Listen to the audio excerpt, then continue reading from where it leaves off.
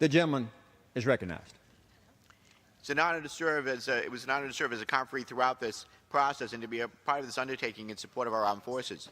While no bill is perfect, there is much to be proud of in this conference report. We are giving our troops a much-deserved pay raise, taking critical steps to counter Russian aggression and resist Chinese coercive influence, and continuing to ensure the Department of Defense is prepared to mitigate the risks posed by climate change.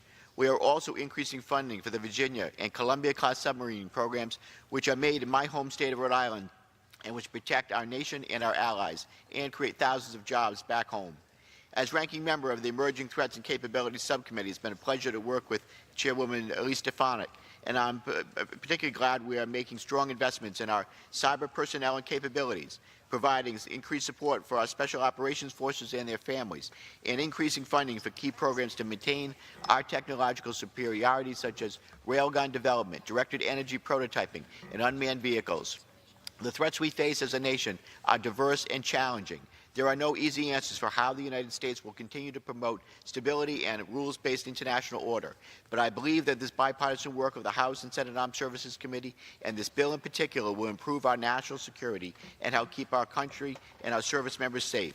Lastly, I want to thank Catherine Mitchell and my personal staff, who serves as my MLA, who is leaving for South Korea to be with her husband, who is serving in the United States Army.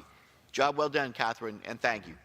For those reasons and more, Mr. Speaker, I urge my colleagues to support this conference report, and I yield back the balance of my time.